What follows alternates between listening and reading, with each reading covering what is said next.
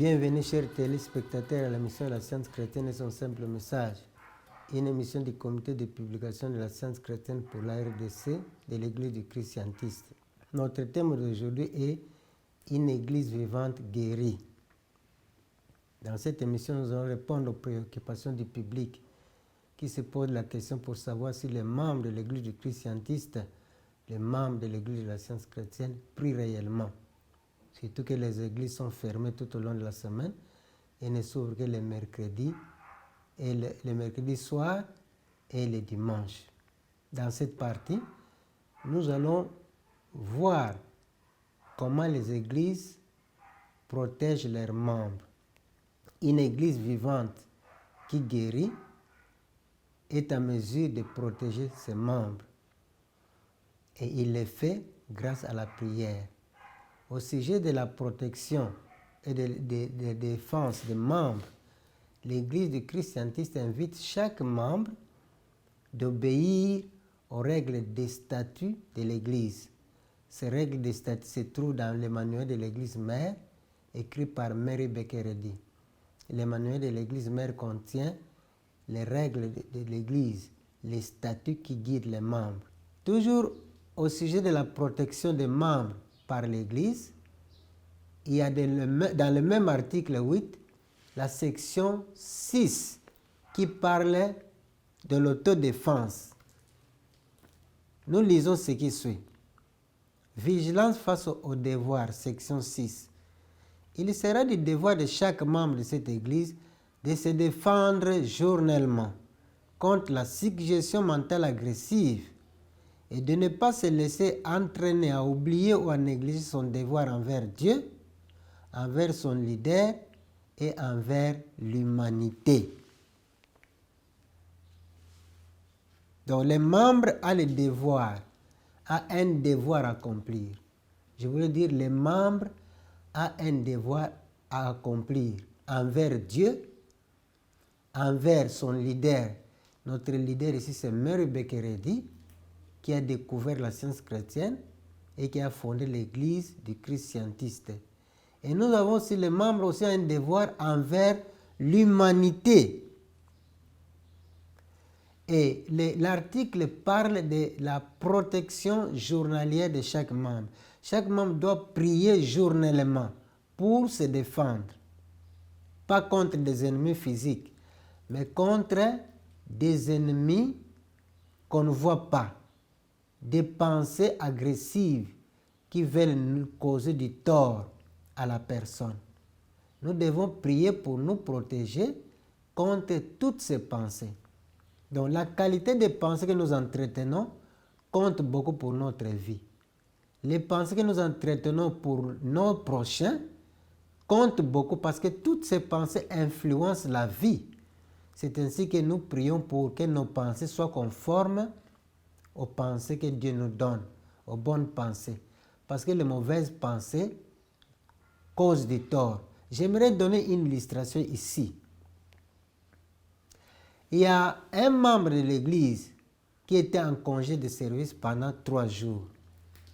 Quand il est rentré à la maison, il a eu l'idée de lire Science et Santé pendant les 3 jours. Elle a commencé sa lecture. Et pendant qu'elle lisait, elle est tombée sur le passage suivant, qui se trouve à la page 114 de Sciences et Santé avec la clé des Écritures. Le passage dit ceci. La science chrétienne explique toute cause et tout effet comme étant mentaux, non physiques. Elle lève le voile des mystères qui couvrent l'âme et le corps. Elle montre la relation scientifique de l'homme à Dieu, démêle les ambiguïtés enchevêtrées de l'être et libère la pensée emprisonnée. Pendant qu'elle lisait comme ça, elle a senti tout son corps s'affaiblir. Finalement, il ne savait plus respirer. Alors, il a vu que c'est une pensée agressive. Elle a commencé à prier pour reconnaître que Dieu est le seul Dieu, le seul entendement, la seule vie. Il a compris que je suis l'image. Il a affirmé Je suis l'image et la ressemblance de Dieu. Je vis parce que Dieu vit. Je ne peux pas être séparé de Dieu un seul moment. Je ne peux pas être séparé de la vie un seul moment. Et puisque Dieu est le seul pouvoir, il n'existe pas d'autre pouvoir, il n'existe pas d'autre présence. Aucune autre influence ne pouvait m'influencer à part Dieu. Pendant qu'elle priait ainsi, elle a senti que la vérité a pénétré tout son être grâce à l'activité du Christ et cette influence a disparu. Elle a continué à faire sa lecture. 3 jours après, il est rentré au service. Il entre dans le premier bureau, les gens s'est levé pour commencer à fuir. Il n'a rien compris. Il va dans le deuxième bureau, tout le monde voulait s'enfuir. Et toute personne qu'il rencontrait voulait fuir, il ne voulait pas rencontrer la dame. Quelqu'un a eu le courage de venir auprès d'elle pour dire, est-ce que tu comprends pourquoi tout le monde te fuit? Il dit, non, je ne comprends pas. Moi, j'étais en congé, je suis rentré. Il a dit, il y a 3 jours, le journal a diffusé, a publié un article que tu es morte par accident. C'est pourquoi les gens pensent que tu es morte et tu deviens comme revenante. Il dit non, moi je n'ai jamais fait un accident. J'étais à la maison pendant 3 jours et je suis rentré. Alors ils ont eu l'idée de téléphoner au journal pour voir la date de naissance de la personne qui était morte. Et en vérifiant, la date était différente. Donc, la personne qui était morte, ce n'était pas elle. Ce qui est intéressant ici, c'est que la pensée collective des gens ont fait une influence sur la dame. Si la dame n'était pas éveillée spirituellement, elle allait partir, elle allait mourir. Elle allait être tuée par les pensées de tout le monde qui pensait qu'elle était morte et enterrée. Mais parce qu'elle était éveillée, parce que ses pensées étaient en connexion avec Dieu, elle avait reçu le pouvoir de Christ pour résister à cette agression mentale, à cette suggestion mentale agressive. Et grâce au pouvoir de Dieu, comme il est dit, un seul du côté de Dieu, c'est une majorité, sa prière a renversé l'opinion communautaire à son sujet.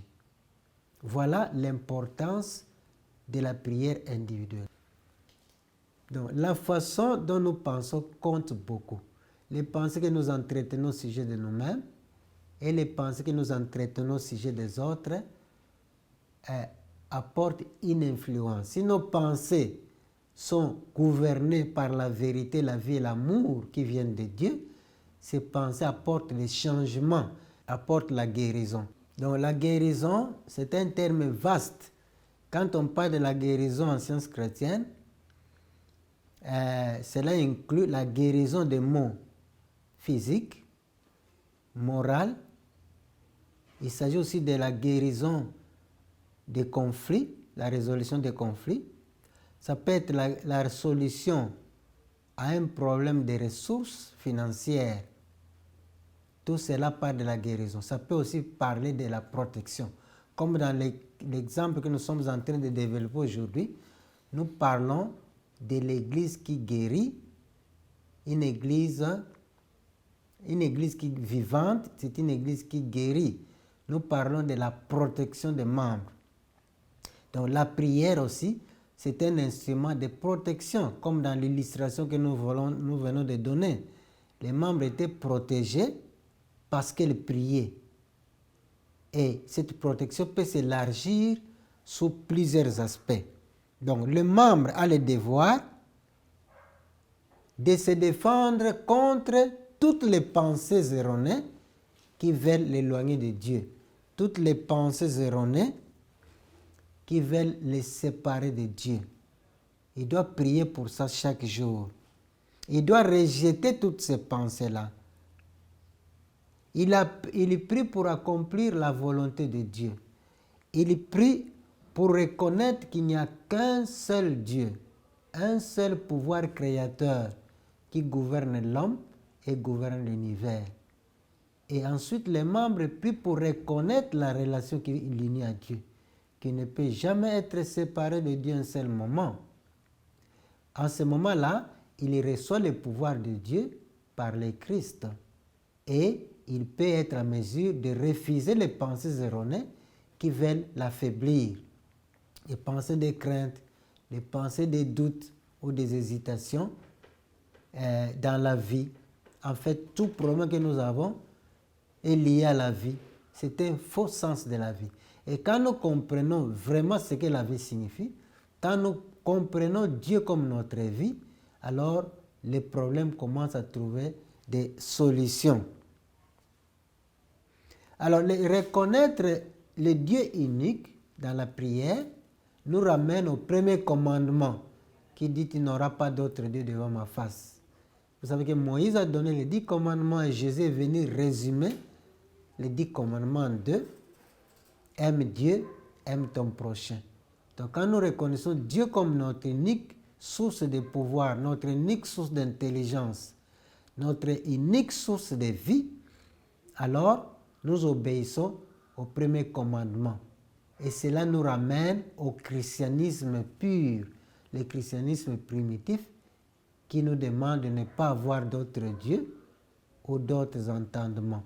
Entendement, c'est le terme qui est employé dans la Bible pour désigner Dieu comme un esprit. Mary Becker emploie l'entendement pour désigner Dieu comme l'unique intelligence suprême qui crée et gouverne le monde, l'unique conscience illimitée, infinie, qui inclut tout en lui. Donc quand nous reconnaissons Dieu comme le seul pouvoir, le seul créateur, la seule vie, la seule vérité, le seul amour qui existe, et quand nous reconnaissons que nous sommes unis à Dieu pour toujours, nous reflétons cet amour. Nous sommes véridiques et nous sommes en train de recevoir le pouvoir du Christ pour nous aider à nous guérir, à nous protéger et à guérir aussi les autres, à inclure toute l'humanité dans une seule affection. Donc nous venons de répondre à toutes ces préoccupations du public qui pense que les membres de l'Église du Christ scientifique ne prient pas. Nous avons montré que chaque membre prie individuellement à la maison, en étudiant la leçon biblique hebdomadaire qui est indiquée dans le livret trimestriel de la science chrétienne. Et le mercredi soir, nous allons à l'église pour que nous puissions rendre témoignage des bienfaits reçus. Parmi ces bienfaits, il y a des guérisons des maladies physiques, morales, mentales. Et nous rendons témoignage à Dieu pour toutes les autres solutions trouvées grâce à la prière. Les dimanches, nous nous rendons à l'église pour écouter la leçon que nous avons lue au cours de la semaine, sous forme de sermons lus par les 2 lecteurs, qui ne sont pas des pasteurs, mais qui sont élus pour lire seulement, et leur mandat change. L'Église du Christ scientifique n'a pas de pasteur personnel, mais la Bible et Sciences et Santé ensemble constituent le double pasteur de l'Église du Christ scientifique. Merci d'avoir suivi notre émission. Au revoir et à la semaine prochaine.